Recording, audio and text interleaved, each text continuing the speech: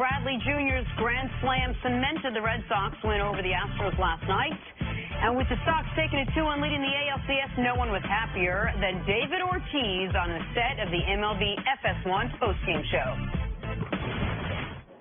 Oh, yeah! Oh, yeah! Oh, sexy! Oh, sexy! Yeah! Oh, I'm sorry, my bad.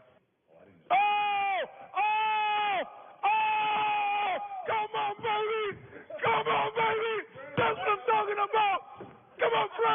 Come on, bro! Come on, bro! Come on, bro! Come on, bro! I saw you, bro!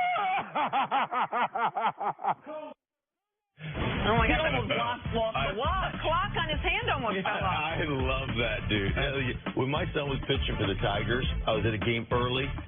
Big Papi comes over to me. I'm just watching BP, drags me into the Red Sox dugout, and spoke to me for about 20 minutes. I didn't understand all of it because it was like broken. But he's like he was my father. He was coaching me up on, and it was the greatest. It was one of my greatest sports moments in the Red Sox. That's awesome. He is so passionate. I love Big Papi, man. He loves his Red Sox. Oh, yeah, absolutely. Good for him. Yeah, Nothing wrong with that. Really cool. Hey. Really cool. And that is the best post-game show in sports right now. Our postseason post-game show, it's so well done. And Papi's a huge part of it. No, it's what goes on behind the scenes. Like, we're fans just like anybody else. We get excited. All right, it hasn't been the smoothest of starts for Odell Beckham Jr., both on and off the field. His criticism of his quarterback and the team's play calling was followed up with a number of emotional outbursts on the sideline of last Thursday's loss to the Eagles. All that and just one touchdown this year. It was the final straw which prompted Giants owner John Mara to basically say, enough is enough. I wish he would create the headlines by his play on the field as opposed to what he says and does off the field. I think he needs to do a little more playing, a little less talking. All right, Zeke, what was your reaction to John Mara's comment? Well, I think John Mara is right. And just from the standpoint of understanding what it takes to be a champion, what it takes to be great in this sport, we have to all understand that we are all interconnected. You can't have success if I'm not doing my job. Like, we're all dependent on one another. This is the ultimate team sport. Yeah, that's why they gave me 2 draft picks. I snatched him and Mangini. Right. I work with them. Let's do this. I'm going to bring them to our show. Right, exactly. But we're all dependent on one another as a football team. And you know, my belief is that character drives talent towards greatness. It's never the other way around. Talent doesn't drive character. Character drives the talent toward the greatness. And you have got to have football character. You have got to understand that I am sacrificing, I am doing this for the other guys, and I have to understand that the other 10 guys, if they don't do their job effectively, I am never going to touch a football. And so until you come to that realization and you're willing to lay it on the line for your teammates and to do what's right for your teammates, you are, I don't care how you are, you'll never have the kind of success that you want to have. And the lack of emotional maturity has been the issue. And I heard you earlier on the show saying, yeah, what has he done since he was great, since the boat trip, since that, you know, with all these emotional outbursts, I don't remember him being a factor since that time. I don't remember him being a difference maker since that time, except for, look at what he's doing. He's, you know, peeing on the field, you know, but, you know, those are the things that... Well, we're not going to hold the broken leg against him, right? No. I mean, because one of the reasons he hasn't done much since the boat trip is last year he missed the vast majority of the year because of a broken ankle. When he did play last year, he was excellent. I mean, again, I'm not making an excuse for him, but I want to make sure we have a fair record of what happened. How many games did he play last year? Well, I think 4.5. Oh, okay. And 3 touchdowns. So it's just been a long time since we've seen him, which what the owner is saying, I pay him money for what? To play. To play, right. So last year he was actually hurt, and this year we thought that, oh, the Giants are bad because Odell's hurt. Oh, the Giants are bad now and Odell is healthy. So I'm paying you this money so that we are a good football team. They don't pay players just so they can play and just to have the product out there. They're being paid so they can win. So I thought that's what the Giants owner was also trying to address, which he was forced to do at the owners meeting yesterday.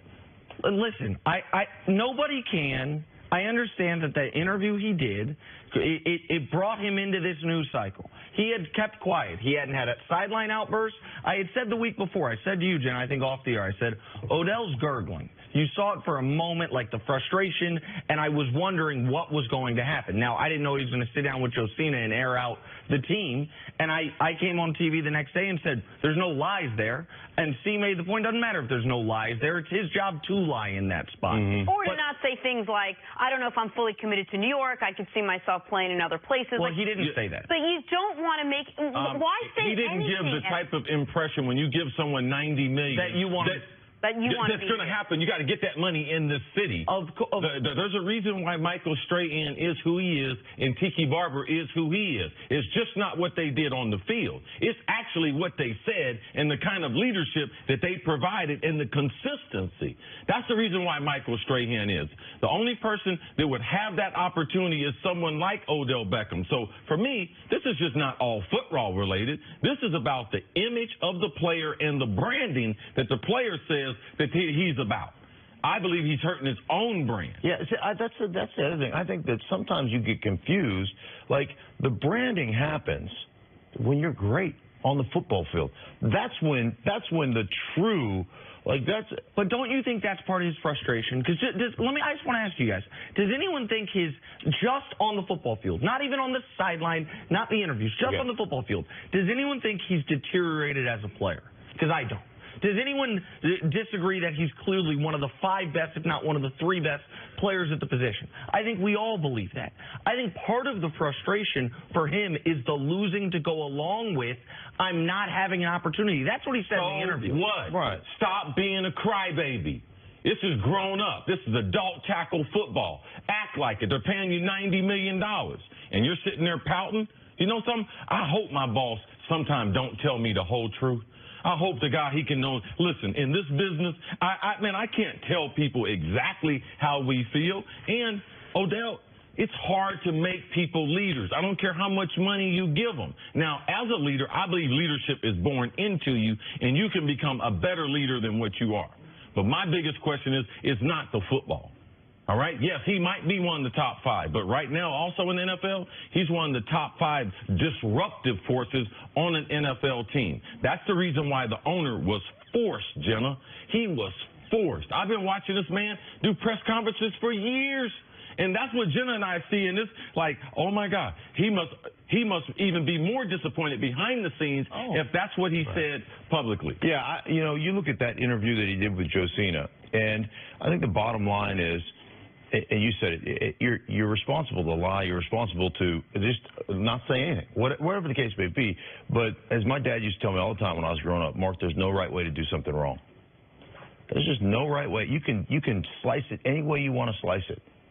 But acting out, having a lack of emotional maturity, selling out your teammates, no circumstance. that is always 100% the wrong thing to do. I don't care if he does a tell-all book in 20 years. Right. There is no way. There is no way. I do not expect Warren Moon for me to be able to tell you guys the unadulterated truth about playing with Warren Moon, and I expect Warren Moon to never say the same thing about Cris Carter. All right? And there is a reason for that. Because when we sign up for the brotherhood, we're signed up for the good and for the bad. And I'm going to protect your back. I'm going to make sure that the media doesn't poke arrows in you. Why? Because we signed up to do this together. And that part of this business, Odell does not understand. So he should have never told the truth about Eli. He should allow people on shows like this to be able to speak out and say, Eli is playing awful football. And for us to sit up here and say, was he lying? That's wrong, because we wouldn't have to know anything about team sports if we adopted that theory. That is not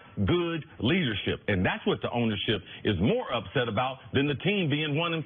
And that's more important than the team being 1-5. Of course, unless Odell thought that by doing that he was anointing himself the leader of the team. This is what's wrong, that's what's wrong, this is what in which case he's so far from actually being a leader, then someone does need to sit down and talk.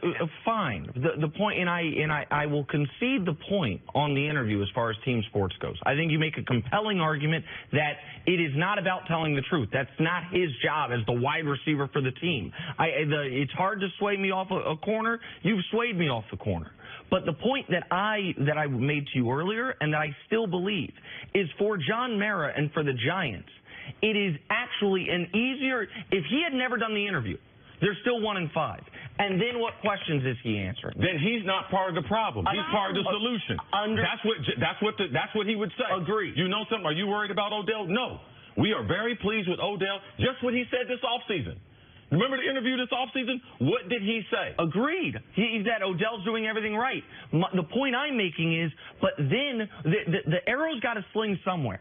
And the guy that John Mara doesn't want to have to sling them at, if Odell had kept quiet, it's not like this was part of Odell's master plan. It's just a reality. Listen, okay, we have to assume this guy's run a football operation, they win championships. Behind the scenes, because it's the way you do it, Nick, I'm not happy with the coach.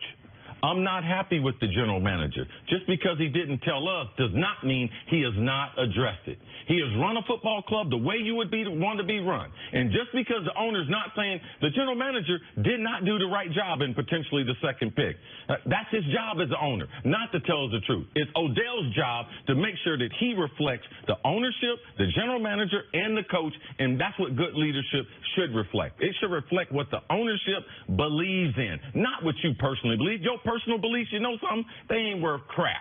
And don't tell us, because we don't care nothing about them, because they will not help your teammates and they will not help you win. So 1-5, yeah, you can hold that loss because you are personally responsible for some of it too. Stink, thanks for coming in today. Yeah, absolutely. Much appreciated. You got to take a break. Coming up, a little basketball. The Warriors Where's the offering play? in for a big challenge this year. KD thinks so. Yeah, I read that right. That's next on First Things First. I'll throw some cash in there, man. You know a good baptism.